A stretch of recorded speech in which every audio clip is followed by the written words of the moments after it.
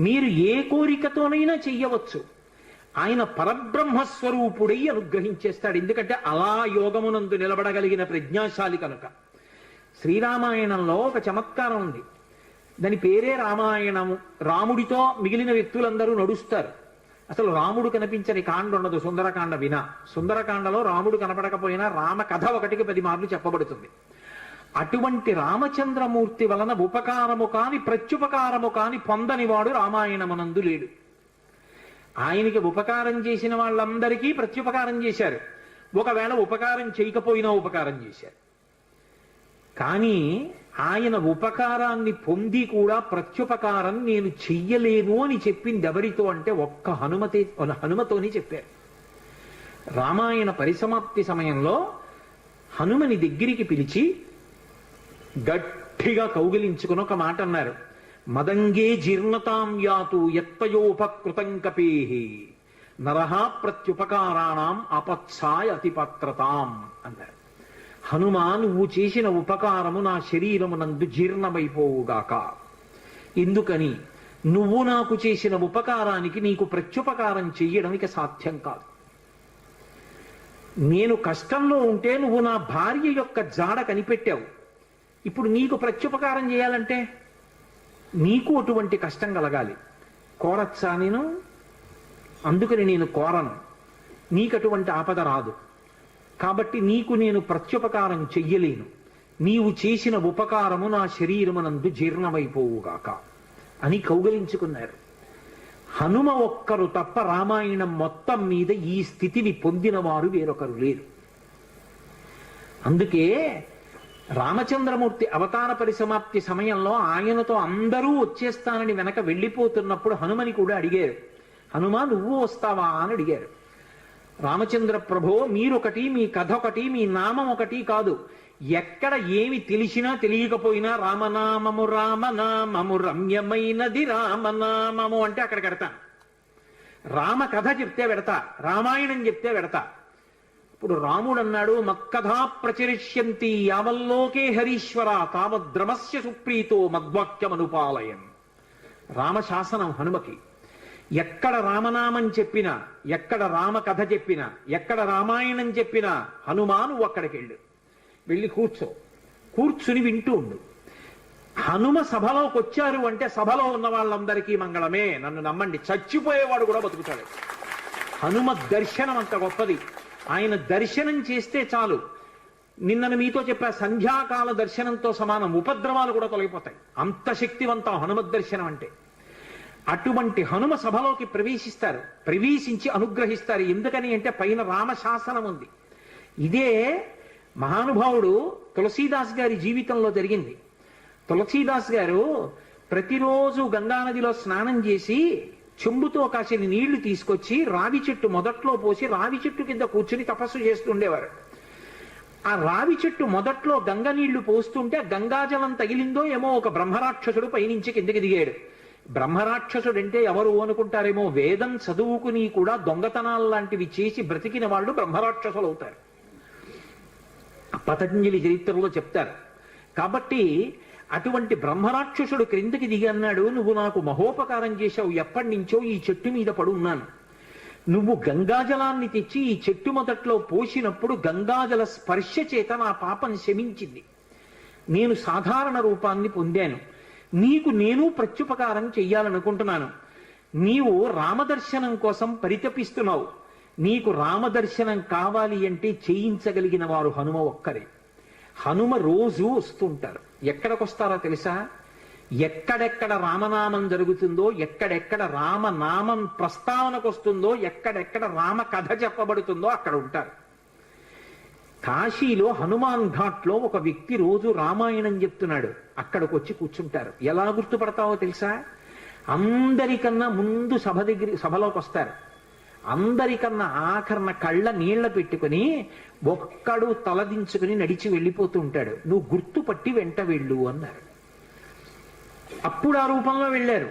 అన్ని వేళలా అలా వెళ్ళరు, ఏ రూపంలోనైనా వెడతారైనా.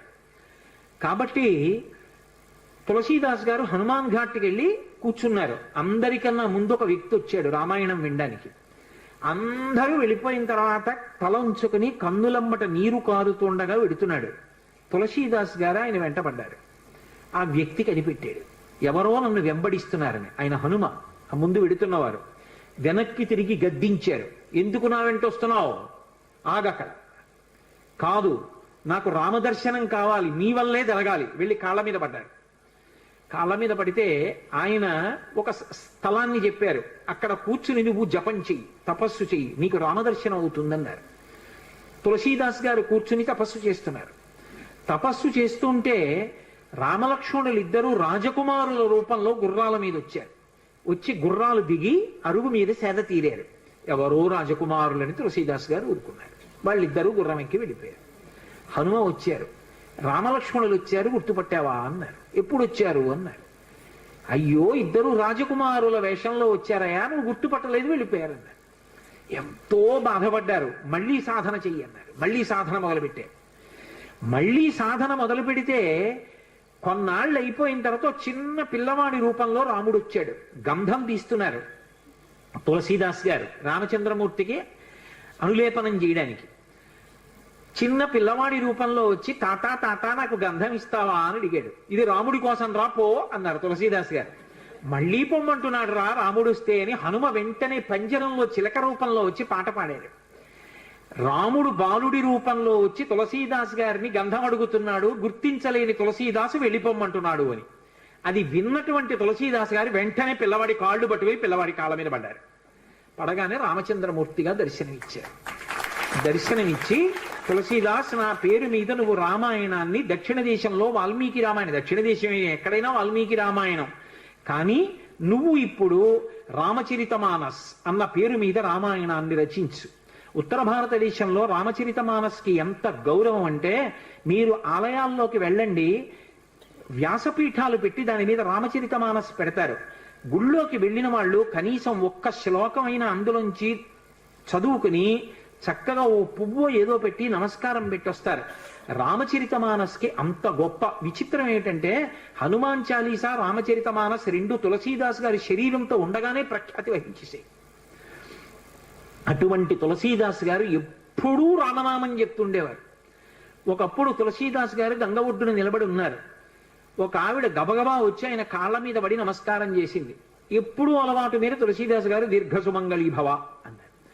అయ్యా, నన్ను దీర్ఘసుమంగళీభవ అంటున్నారు, నా భర్త మరణించాడు, అదిగో చితి మీద పడుకోబెడుతున్నారు దహన సంస్కారానికి, మీ నోట వంట వచ్చిన మాట అబద్ధం కాకూడదు అందావిడ. నా నోట రావడం ఏమిటమ్మా, రాముడు పలికించాడు. ఆయన వెంటనే అక్కడికి వెళ్ళి ఆ కమండలంలో నీళ్లు తీసి ఆ శవం మీద చల్లి రామనామం చెప్పారు. చటుక్కున లేచి కూర్చున్నాడు. ఇది చూశారు పాదుషా యొక్క గూఢచారులు ఆ గంగా తీరంలో తిరుగుతూ. తులసీదాస్ గారి దగ్గర రకరకాలైనటువంటి విన్యాసాలున్నాయి, ఆయన ఏవైనా చెయ్యగలడని పాదుషాకి చెప్పారు. పాదుషా తులసీదాస్ని పిలిపించారు. పిలిపించి, నువ్వేమిటో చచ్చిపోయిన వాడిని బతికించావుట, ఏవి కొన్నటువంటి వింత చేష్టితములు చెయ్యన్నారు. తులసీదాస్ గారు అన్నాడు, వింత చేష్టితములు చేయడానికి నేను గారడివాణ్ణా? కాదు, రాముడు నన్ను పనిముట్టుగా అనుగ్రహించాడు, అది రామానుగ్రహం అన్నాడు. అంటే నేను చెప్పిన మాట పాటించట్లేదు కాబట్టి కొరడాలతో కొట్టండి అన్నాడు. అంటే అప్పుడు హనుమాన్ చాలీసా చేశారు తులసీదాస్ గారు. కళ్ళు మూసుకుని హనుమని తెలుసుకుని హనుమాన్ చాలీసా చేస్తుంటే భటులు వచ్చి కొరడాలు పట్టుకుని కొట్టడానికి పైకెత్తుతున్నారు. ఆశ్చర్యం ఏమిటంటే ఆ రోజున పాదుషా కోట అంతఃపురం అంతటా పెద్ద పెద్ద కోతులు వచ్చి ప్రతి సైనికుడి చెయ్యి పట్టుకున్నాయి కదలకుండా. పాదుషా భయపడిపోయి సింహాసనం దిగి కిందకొచ్చి తులసీదాస్ గారి కాళ్ళ మీద పడ్డాడు. అప్పుడు ఖచ్చితంగా పూర్తయిపోయింది హనుమాన్ చాలీసా. ఆ తులసీదాస్ గారి చదివినప్పుడు అన్ని కోతుల రూపంలో వచ్చి ఎదురుగుండా హనుమ నిలబడి కాపాడారు తులసీదాస్ గారిని. అందుకే అప్పటికీ ఇప్పటికీ ఎప్పటికీ కూడా హనుమాన్ చాలీసాకి అంత శక్తి. తులసీదాస్ గారు ఎప్పుడు మాట్లాడుతూ ఉండేవారు స్వామి హనుమతోటి. రామాయణ రచన చేసేటప్పుడు, రామచరితమానస్ రాసేటప్పుడు ఏ ఏ ఘట్టం దగ్గరికి వచ్చేటప్పుడు ఆయా ఘట్టం దగ్గర మళ్ళీ హనుమకి చదివి వినిపిస్తూ ఉండేవారు. హనుమ అంతా చదివి సరేనంటుండేవారు. అబ్బో, ఎన్ని చమత్కారాలు వాళ్ళిద్దరి మధ్యలో, ఎన్ని విశేషాలు జరిగాయో తులసీదాస్ గారికి హనుమకి. అంతటి గొప్ప అనుబంధం. అందుకే హనుమ గురించి తులసీదాస్ గారు ఏవి చెప్పారో అవన్నీ కూడా అద్భుతమైనటువంటి విషయాలు. రామచరితమానస్ అంత గొప్ప గ్రంథం. తులసీదాస్ గారిని అనుగ్రహించారు.